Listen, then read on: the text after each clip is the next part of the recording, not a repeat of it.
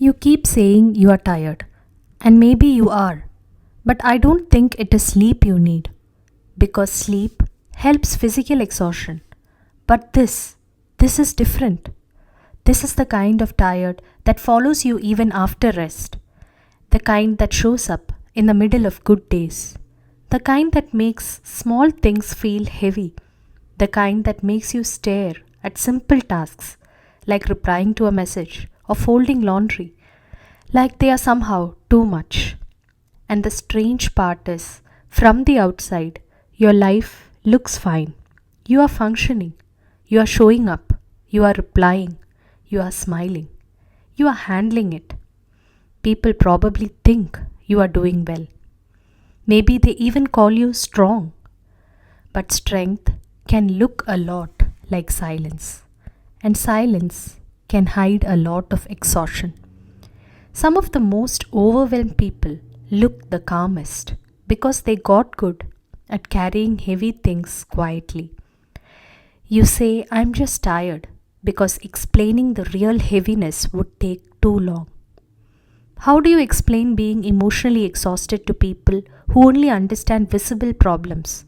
How do you explain that nothing is technically wrong and yet something feels deeply off?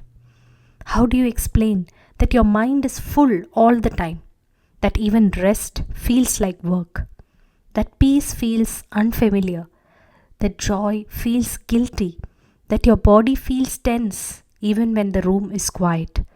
Most people call this burnout, but sometimes it is not burnout. Sometimes it is emotional overload. And emotional overload does not happen all at once. It happens quietly, through accumulation.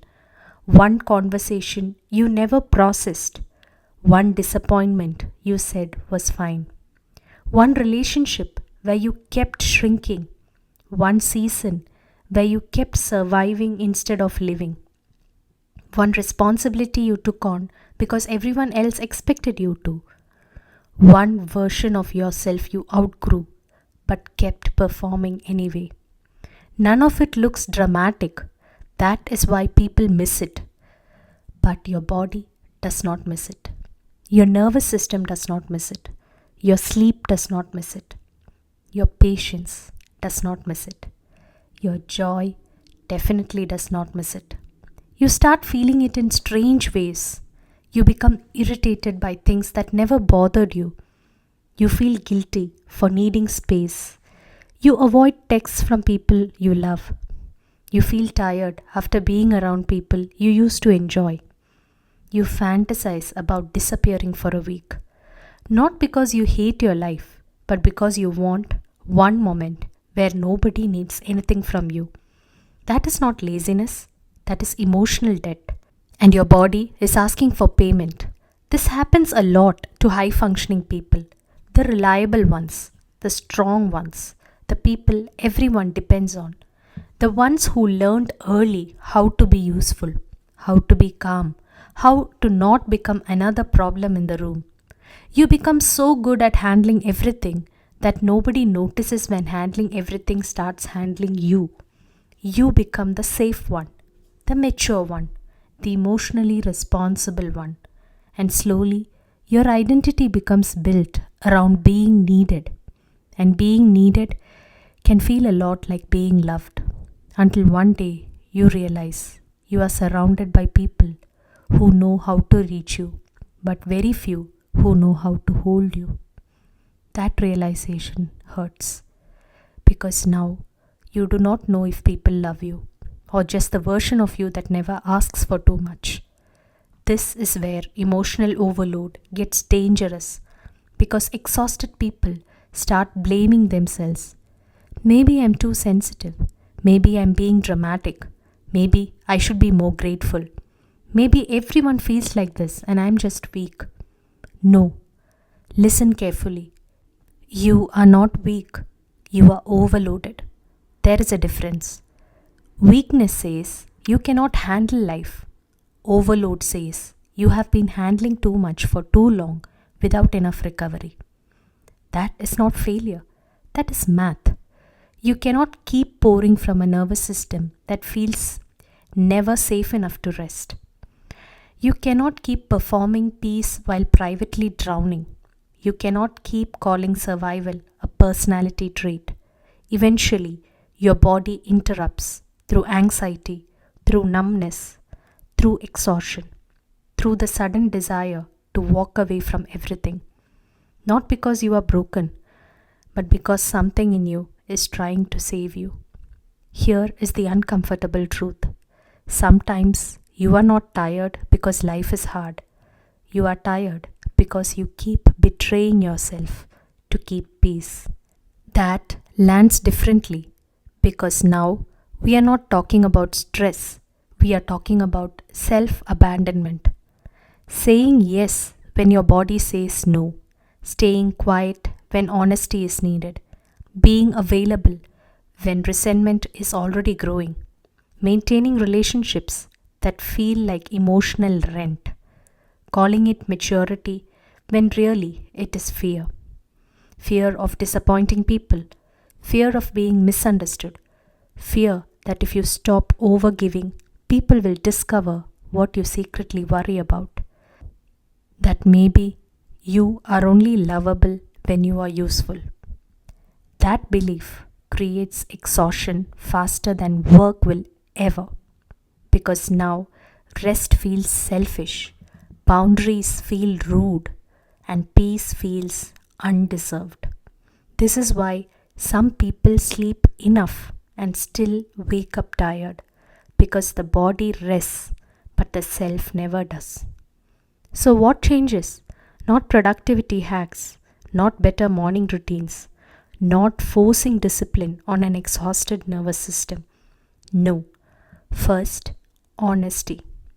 Where am I lying to myself? Where am I saying I'm fine when I'm clearly not?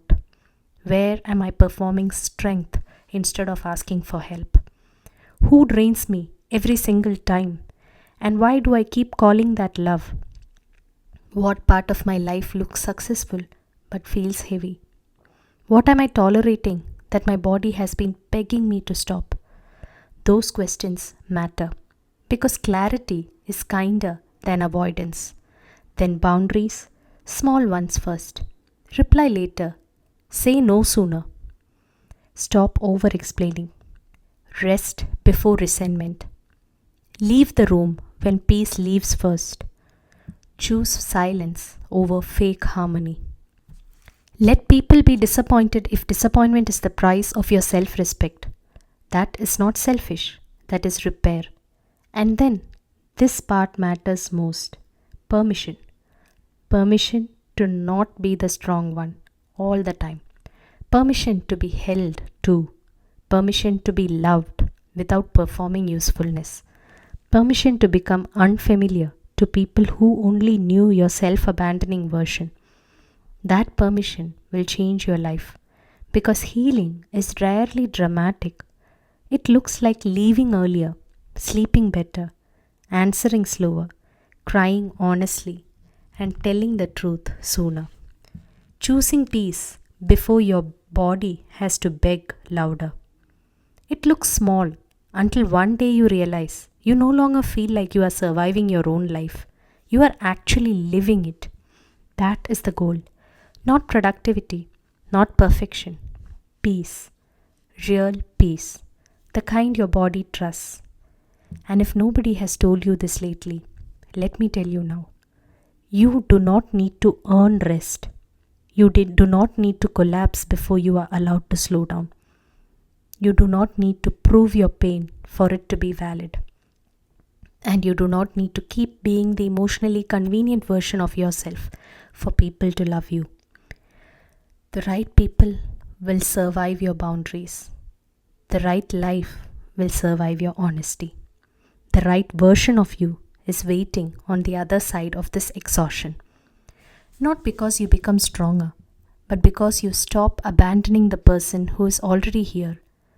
Tomorrow, we talk about why being the strong one becomes one of the loneliest roles a person carries, and why the people everyone depends on are often the ones quietly falling apart. If today felt personal, tomorrow will too. Maybe you're not lazy. Maybe you are not broken. Maybe you are simply carrying too much for too long without enough softness. That can change. Slowly, honestly, fully. I believe in you. You do not have to carry everything alone. I'll be here.